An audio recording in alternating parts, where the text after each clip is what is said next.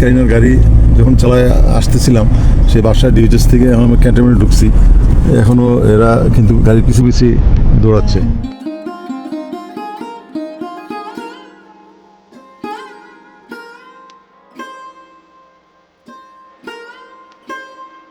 সম্প্রতি প্রয়াত মডেল ও অভিনেত্রী কারিনা কাইসারের শূন্যতা এখনও কাটিয়ে উঠতে পারেননি তার পরিবার, স্বজন ও শুভাকাঙ্ক্ষীরা। এরই মধ্যে কারিনার বাবা মোহাম্মদ কাইসার হামিদের শেয়ার করা একটি ভিডিও সামাজিক যোগাযোগ মাধ্যমে ছড়িয়ে পড়ে, যা মুহূর্তে হাজারো মানুষের হৃদয়ে আবেগের সঞ্চার করে।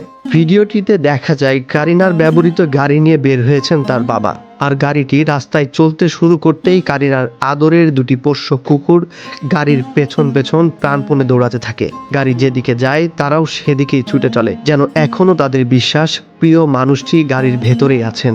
কিছুক্ষণ পরই দরজা খুলে নেমে এসে আগের মতো তাদের আদর করবেন, খাবার দেবেন। এই দৃশ্য দেখে নিজেকে আর ধরে রাখতে পারেননি বাবা মোহাম্মদ কাইসার হামিদ। মেয়ের স্মৃতির সঙ্গে জড়িয়ে থাকা পোষ্য কুকুর দুটির এমন অপেক্ষা ও ভালোবাসা তাকে ভেঙে চুরমার করে দেয়। ভিডিওর ক্যাপশনে তিনি লিখেছেন, কারিনা গাড়ি নিয়ে মাঝে মাঝে বের হলে সবসময় তার পালিত দুটি কুকুর গাড়ির পেছনে পেছনে দৌড়ায়। মনে হয় তারা এখনো বিশ্বাস করে কারিনা হয়তো গাড়িতেই আছে। কারিনা গাড়ি থেকে বের হয়ে তাদের কিছু খেতে দেবে। ভিডিওটি প্রকাশের পর মন্তব্যের ঘরে জমে ওঠে আবেগের বন্যা। একজন কমেন্টকারী লিখেছেন, uncle please take care of both of this dogs.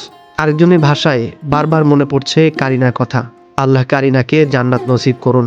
কেউ লিখেছেন, কুকুর দুটিও হয়তো কারিনার ফিরে আসার অপেক্ষায় আছে। আবার একজন অনুরোধ করে বলেন, মাঝে মাঝে এই গাড়ি থেকেই ওদের খাবার দিয়ে যাবেন, ওরা হয়তো এখনো সেই অপেক্ষাতেই আছে। আরেকটি মন্তব্যে লেখা হয়, কারিনা আপুর জন্য হলেও ওদের একটু যত্ন করবেন। মানুষ অনেক সময় ভুলে যায়, কিন্তু অবলা প্রাণীরা তাদের প্রিয় মানুষকে এত সহজে ভুলতে পারে না। ভিডিওটি দেখে অনেকেই বলছেন, ভালোবাসা শুধু মানুষের মধ্যেই সীমাবদ্ধ নয়, অবলা প্রাণীরাও তাদের প্রিয় মানুষকে নিঃস্বার্থভাবে ভালোবাসে এবং হারিয়ে যাওয়ার পরও অপেক্ষা করতে জানে। কারিনার অনুপস্থিতিতে দুটি কুকুরের এই নীরব ছুটে চলা যেন বলে দেয়, কিছু সম্পর্ক মৃত্যুতেও শেষ হয় না, স্মৃতি আর ভালোবাসা হয়ে বেঁচে থাকে হৃদয়ের গভীরে। Multimedia desk, BD24 report.